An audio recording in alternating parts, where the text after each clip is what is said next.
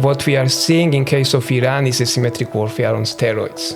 But you never know with Iran, because we negotiate with them and then we always have to blow them up.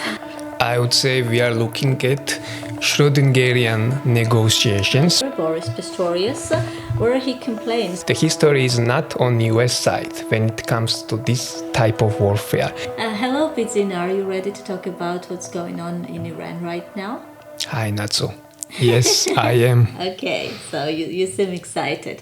So there are really three things that I want to dig into with you. First, all the confusing signals around the negotiations, because depending on who you listen to, the talks are either happening or they are not happening at all. Second, I think we should talk about how Iran is actually fighting this war. What is its strategy? And finally, of course, we should talk about Europe. Okay, let's start. Let's start with the confusion around the negotiations. Right now, there are three actors involved: the United States, Iran, of course, Israel. And the thing is, each of them has a completely different idea of what success actually looks like. Over the past few days, we have also seen a lot of confusion around this in the information space. So to set the stage for our discussion, I want to bring three statements. Okay, let me show you this one. So in this one, Donald Trump says that the United States and Iran are having very good and productive conversations. But according to the Iranian officials, there are no negotiations at all underway. So pretty much the same is happening in the next statement I want to share. In this one, Pakistan says that it is preparing to host meaningful talks to end the conflict. But at the exact same time, officials in Tehran are accusing Washington of secretly preparing a ground operation. So again, we see these conflicting, completely different signals appearing at the same time. And on top of this, Donald Trump says that he always keeps talks with Iran ongoing, but that negotiations can collapse at any moment. So this post on X is particularly interesting. I will quote: I would always say we are doing extremely well in that negotiation. But you never know with Iran, because we negotiate with them and then we always have to blow them up. So this is an interesting way to negotiate. And so I want your thoughts on this. What are we looking at here when it comes to the status of these talks? I would say we are looking at Schrödingerian negotiations, okay, which means that, as you said, we have no idea really what is going on, whether negotiations are taking place, whether they are not. And Trump's tweet that you quoted is also quite telling in this regard. So basically he said we are negotiating, but at the same time we are blowing them up. That's right. Yeah, it's very Trumpish, but and also today the rumor spreads that on the one hand, very contradictory rumors, right? So on the one hand, that the US is allegedly looking for an off-ramp from the conflict to disengage and to leave Hormuz Strait closed and under Iranian control. And to let the rest of the world then deal with the mess they have created. On the other hand, then there are again rumors about limited ground operations in the Middle East. So again, we really don't know what is going on, but if we look at past 50 years or so of history of negotiations, especially of successful negotiations from Camp David to Dayton, the conditions that are necessary to achieve a successful deal are so far absent in this situation. What are those conditions? Well, for one thing, I think all parties believe that they are somehow winning, and they feel that they have not reached so far this painful stalemate when there is a need for negotiated solution. So I think they believe that this pain threshold has not been reached so far. And this is also probably because they have very different understandings what victory means from them, right? For Iranian regime, victory means survival of the regime, first of all, but they also want to emerge more geopolitically strengthened out of this conflict.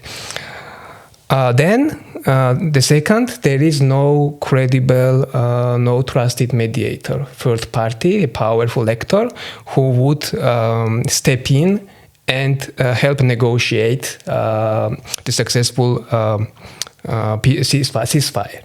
So usually, United States takes this role. Now, again, if you look at successful mediations in Dayton, in Camp David, in other instances, the United States acted as a trusted broker. But now United States is a part of the conflict, and there is no one else who can possibly negotiate and act as a mediator. Okay, we have some countries that are involved there and try to help the process. Turkey, Saudi Arabia, Pakistan, but they I think they lack prestige and they lack power to bring the sides on the table. And then there are also other factors. You mentioned three key actors involved in the conflict, right? Israel, United States, and Iran. And Israel is not at negotiating table at all. So, and at the same time, they have more maximalist objectives in the war compared to United States, which is also understandable because there is a lot of at stake for Israel, and for them it's more important than for the United States. And they can blow up the negotiation process anytime when they decide that it goes against their national interests. I see. Can you help me understand what are the talking points? Because from the beginning of the war, it kept changing what the U.S. wanted. I don't think Iran's positions have changed from the beginning. They want what they wanted from the start. But United States positions have been changing in the process. So what are they talking about at the moment, if they are talking at all? Well, I think Iran's positions have also somewhat changed. Now they have discovered that they can leverage the blockade of Hormuz Strait. So this is the first time they are really using this instrument, and it has proven quite effective. And now they want some kind of sovereign control over Hormuz Strait, and they want even to establish a toll system and to use it as a leverage also in the future, when they are again threatened or being assaulted or whatever.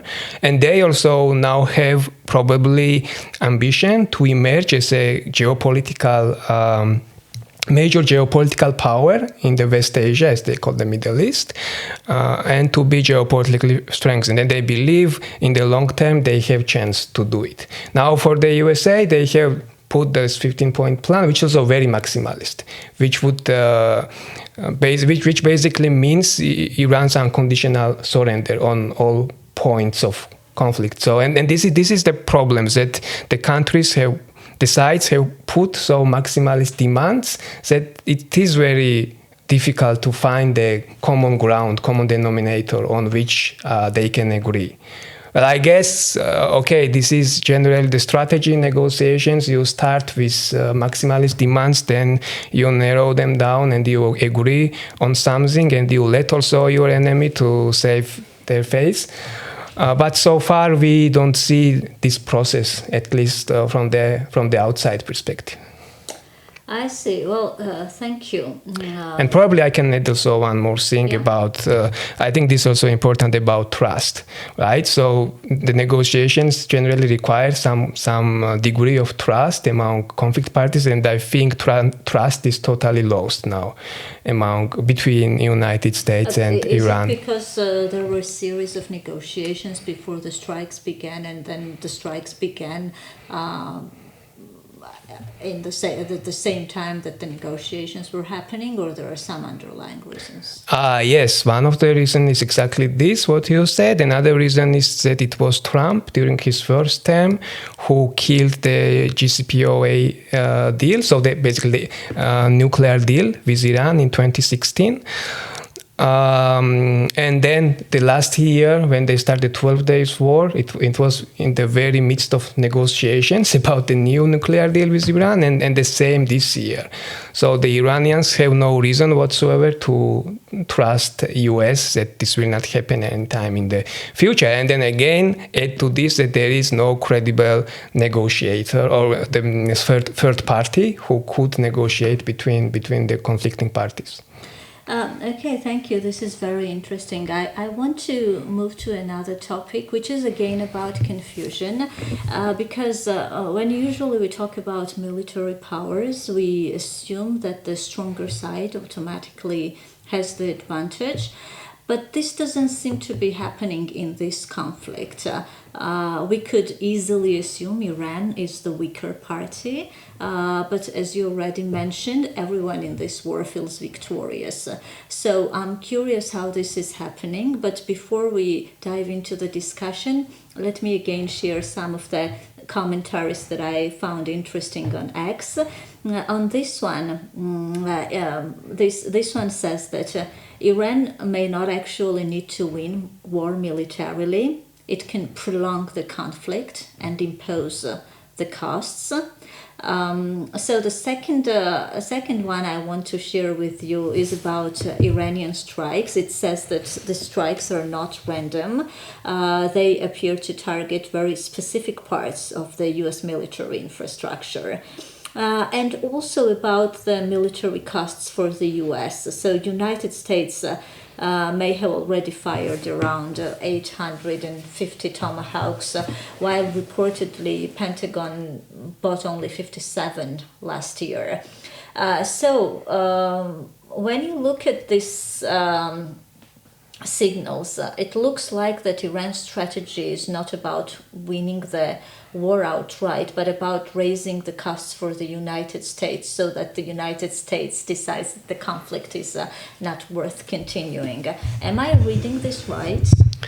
Well, what you basically describe is Iran's strategy of asymmetric warfare. And if you look at history, right, the history is not on US side when it comes to this type of warfare. There have been a few interesting studies about wars in last 200 years, and they show that more often than not, the major military power loses the asymmetric warfare against much weaker opponent.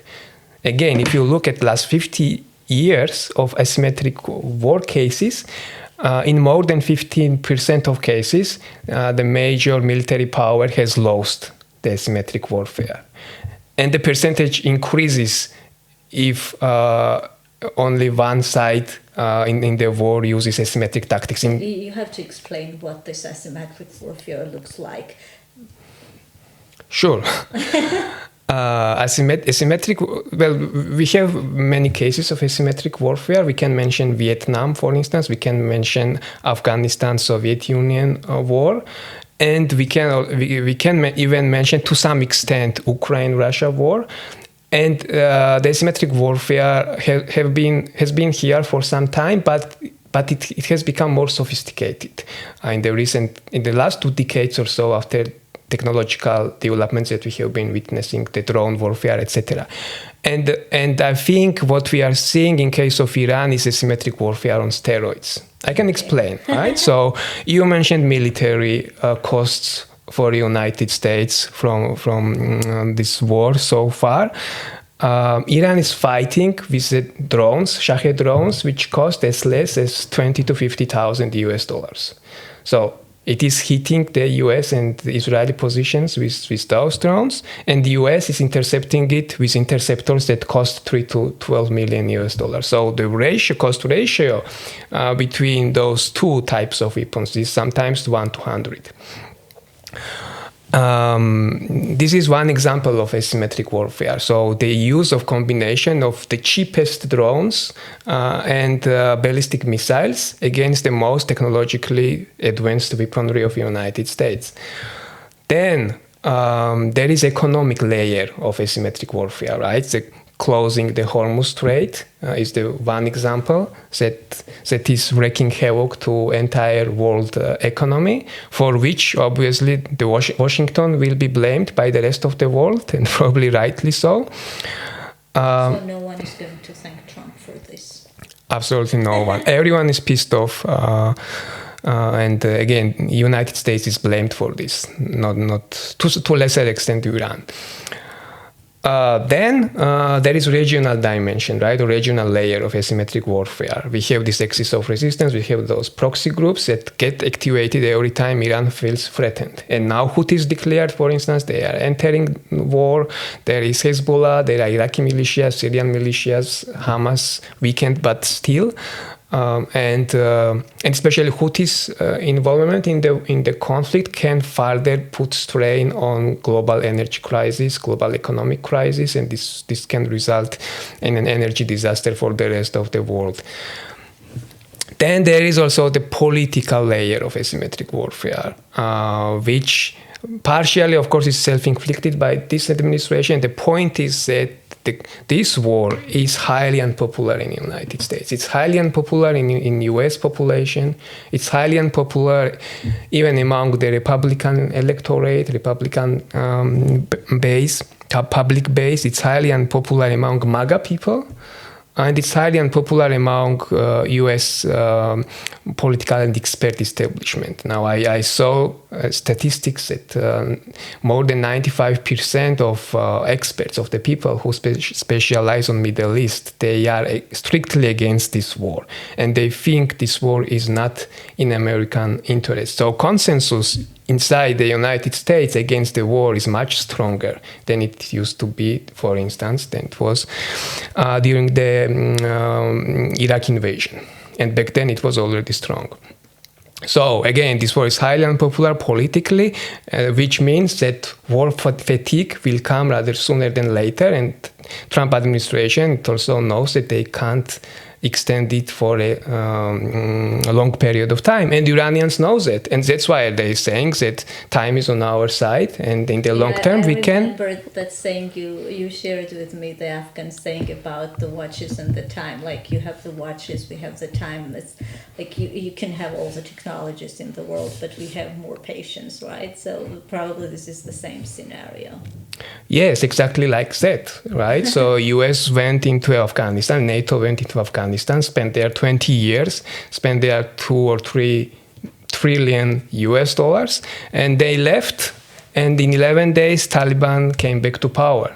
So this is another good example of asymmetric warfare. I see. Another question that I have about Iran before we move to Europe and the consequences for the rest of the world as well. But in the West, Iran is usually assumed to be an irrational state. It's not even a nation state, a theocratic, irrational state. So looking at this war, would it be correct to assume that Iran is acting irrationally? Absolutely not. I don't think for a second that Iran is an irrational player. Well, okay, they have obviously this religious ideology and this idea to export the revolution in the neighborhood and beyond. But this is just on the surface. Iran is deeply rational state. If you look at what are key objectives of Iranian regime, how they want to achieve those objectives, right? So there is nothing irrational about it. So the number one objective is for the regime is survival, regime survival, which is very rational objective, which they obviously then equal with state survival against the United States and against Israel. And then they want to become a regional hegemon in the Middle East and geopolitically important player, and their status want to be acknowledged by rest of the world. And they want to accomplish this without becoming US satellite state. For instance, they consider Saudi Arabia and other Gulf states as a US satellites, and they want to be truly independent in their own vision.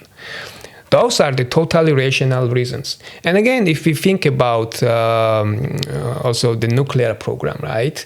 In fact, the Khamenei was very often criticized for keeping Iran at the threshold of developing the nuclear weapons and not taking the decisive step towards nuclear weapons. But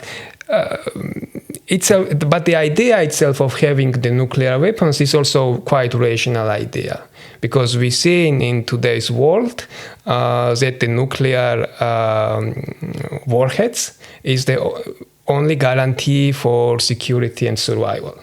Now we have the counterexample in case of Ukraine. We all remember Budapest Memorandum, and now Ukraine is being invaded. And okay, Europeans and the US helped a little bit, but they are still fighting the war for their survival. And the counterexample would be North Korea. So this is about the objectives. Now how they want to achieve it, they know well that they can't win conventional war or conventional competition with the United States, with the most powerful country in the world. That's why their tactics is also unconventional, but at the same time very rational. The forward defense principle, for instance.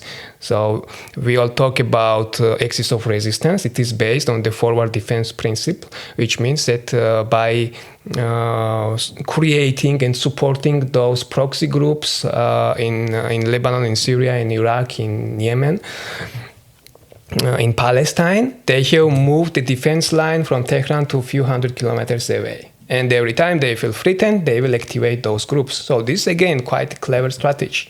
And also what I said now about this war, how they use economic instruments, how they use political instruments, military instruments, regional instruments. So all this shows that Iran is a very rational actor. It is acting like a nation state. Their strategies also are based on the principles of nation state. And okay, they have this religious ideology, religious dogmatism, but I would not say that they define somehow Iran's policy or Iran's strategy. In the Middle East. Okay, thank you. Let's move to talk about geopolitical consequences of this war. I'm mostly interested about Europe, but then not only Europe. I also want to touch on China as well. So to set the ground for this discussion, let me share this. Posts on X. So the first one here refers to a UK parliamentary report which suggests that Britain should start preparing for a future where it is less dependent on the United States for defense. So if you ask me, this is quite a remarkable change, quite a remarkable shift when you think about it, right? Because for years, the United Kingdom has been one of the Washington's closest strategic partners. And Britain is not the only place where this kind of shift is taking place. I have a statement here from German Defense Minister Boris Pistorius, where he complains that Germany was not consulted about the US actions in Iran. And he adds that this conflict is not Germany's war, and Berlin does not want to be a part of it. As I mentioned, the consequences may extend beyond Europe. There was an interesting article on Financial Times. According to this, conflicts like this current war could actually strengthen the position of Iran, especially through the erosion of the petrodollar. So when you look at these signals together, Britain reconsidering reliance on the United States, Germany complaining and frustrated about not being consulted, and also thinking that this conflict may benefit China. Are we witnessing a beginning of a deeper shift in the transatlantic alliance? Oh, I think deeper shift already began much earlier. A deeper shift began with US pivot to Asia. Also during the first Trump administration, and then it only accelerated under his second term, and especially during the Greenland crisis. This was another red line for Europeans, and we have seen the reports that the Europeans, they sent a couple of dozen of troops only to Greenland, but they were at the same time seriously prepared for military confrontation with the United States, something that would be unimaginable just a few years ago. Now, when it comes to Iran war, I think, was another threshold for Europeans, another turning point when they realized that not only is not U.S. Trusted ally for Europeans anymore, but it has also become a vulnerability, the key source of vulnerability. And this is, I think, the most important realization in Europe, that U.S., from being a more or less responsible world hegemon, has turned into irresponsible hegemon, or as some IR people call it, predatory hegemon, a kind of world hegemon that is only focused on its own narrow interests, that is very chaotic, and that brings a lot of unpredictability and a lot of instability to the rest of the world. And this is what US has done now in the Middle East. And from European perspective, again, United States has become the source of instability and unpredictability. And I saw, for instance, another statement by Friedrich Merz yesterday that he compared the current war in Iran and its consequences for Europe with that of COVID-19 crisis and Russian invasion of Ukraine. And generally, when it comes to Europe, I think the key miscalculation or the key mistake by this US administration was to alienate Europe. And this will have very, very negative consequences for US hegemony in the coming decades, right? So, because sometimes the role of Europe is underappreciated and underestimated in maintaining the US global hegemony. So the Europe is the most powerful, one of the most powerful, the wealthiest, very rich region, which voluntarily decided to become the sphere of influence of the United States and to remain sphere of influence of the United States even after the end of the Cold War, when the major threat, Soviet Union, disappeared, right? When many analysts back then, they predicted that now Europe would distance from the United States, that they would build up their own military, etc., etc. No, the Europeans did the exact opposite. So they said, we are fine being the subordinated partner to the United States. We will now outsource our security to the United States. We will degrade our military and we will have our happy life. Granted, this came at some cost for the United States, right? So the burden sharing in military and defense areas was not even, obviously. The United States was spending more, Europe was spending less, and this is right. And Donald Trump, in fact, started quite well in this regard. He managed what no other US president previously has managed with the European Union. And with the European countries, he successfully pushed the Europeans to invest more in defense spending, and they agreed to spend up to 3.5% of GDP, later also 5% of GDP, which is a huge sum. But then he pushed too much. So it's one thing, and it is a prudent policy to achieve more equal burden sharing with your key allies. But it's not a prudent policy to alienate them to the extent that they become an independent player. And I think this is going to happen sooner rather than later, that Europe will emerge as an independent military player, not in a form of European Union. I don't believe European Union will become a military actor, but in some form of coalition of the willings or in some other institutional form, Europe will emerge as an independent military actor. And then they will not really require the United States, and they will not be dependent on the United States anymore. Can we also mention Marco Rubio's statement about how after this incident, when Europe refused to get involved in this war, supposedly US would not be interested to support NATO activities. Can you help me with this? And is this relevant for this conversation? This is relevant for this conversation, yes. You mean the Rubio statements that they would then reassess exactly. the US approach to NATO, right? I think just a couple of hours ago, Pete Hegseth said the same, said Trump is thinking about it. It is relevant, but it is not relevant for Europeans anymore, I think. They can reassess whatever they want, but European reactions are quite telling that there have been no reactions, actually. And for instance, also a couple of days ago, I think I saw on X rumors were spreading that the United States would decrease the number of troops in Germany.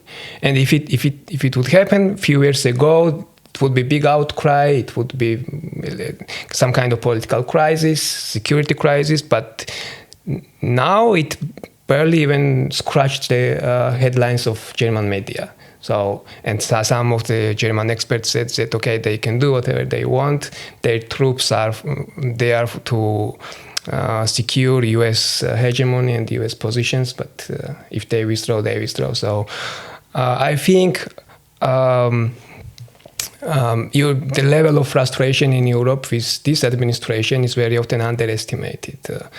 And the Europeans are developing down now their own plans, their own objectives. Again, we have a huge change in Germany, right? So this so-called Zeitenwende, and Germany is reacquiring their military identity or military consciousness, but in this time finally in a positive sense, and the rest of Europe is cheering it because they need a new, probably not hegemon, but new pillar of stability who will at least partially replace the United States, who has become a very unpredictable ally to Europeans. And to sum it up, I think this schism between Europe and the United States will cost the US global hegemony, because you can't remain a global hegemon if you don't have powerful allies. US hegemony was pretty much based on two pillars or two networks of alliances, one in Europe, another one in East Asia.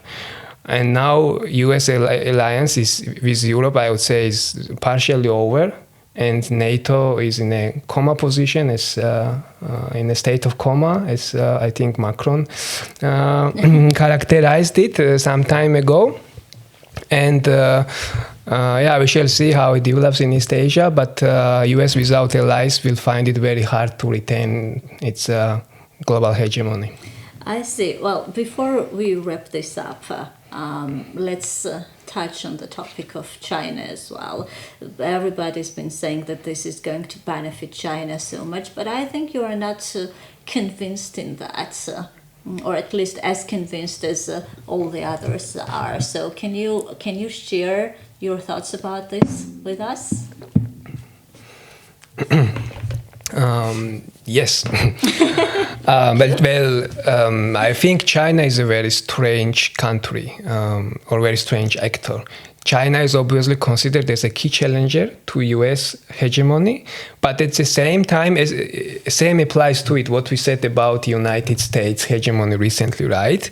The rest of the world expects some from hegemons or would-be hegemons to take responsibility, some kind of responsibility in especially in times of crisis, in times of major geopolitical crisis or any other type of crisis.